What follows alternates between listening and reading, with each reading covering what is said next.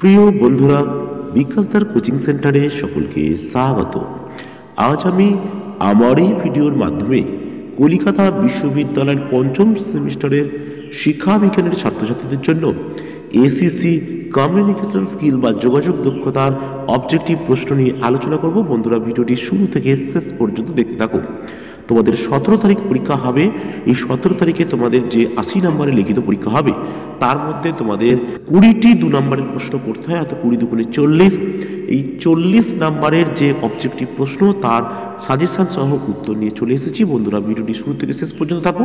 এখানে যে কটা গুরুত্বপূর্ণ প্রশ্ন দেওয়া হবে এগুলি করলে তোমরা এখান থেকে অন্তত তোমাদের 20টির মধ্যে 16 থেকে 17টি প্রশ্ন অবশ্যই কমন পেয়ে যাবে।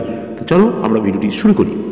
অবজেক্টিভ প্রশ্ন 20টির মধ্যে যোগাযোগ বলতে কি বোঝো, যোগাযোগের দুটি বৈশিষ্ট্য লেখো, যোগাযোগের দুটি প্রকৃতি লেখো, যোগাযোগ প্রক্রিয়ার দুটি পদ্ধতি উল্লেখ করো, যোগাযোগ প্রক্রিয়ার দুটি নীতি লেখো, যোগাযোগ প্রক্রিয়ার দুটি উপাদান লেখো, যোগাযোগ প্রক্রিয়ার দুটি বাধা লেখো, খুব ইম্পর্টেন্ট।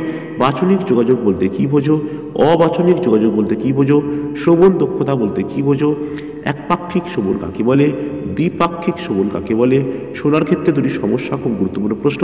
শ্রবণ দক্ষতার দুটি নীতি লেখো, শ্রবণের দুটি বাধা, খুব গুরুত্বপূর্ণ প্রশ্ন। কথন দক্ষতা বলতে কি বোঝো, কথন দক্ষতার দুটি বৈশিষ্ট্য। তাৎক্ষণিক বক্তৃতার দুটি গুরুত্ব, খুব ইম্পর্টেন্ট প্রশ্ন।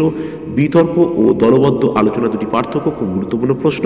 দলবদ্ধ আলোচনার দুটি সুবিধা, খুব গুরুত্বপূর্ণ প্রশ্ন। দলবদ্ধ আলোচনার দুটি অসুবিধা, গুরুত্বপূর্ণ প্রশ্ন। পঠন কাকে বলে, পঠনের দুটি বৈশিষ্ট্য, পঠনের বিভিন্ন পর্যায়গুলি লেখো।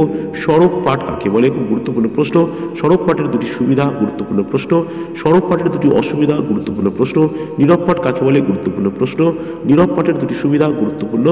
নীরব পাঠের দুটি অসুবিধা, গুরুত্বপূর্ণ। সুসংহত পাঠের দুটি সুবিধা, খুব ইম্পর্টেন্ট প্রশ্ন।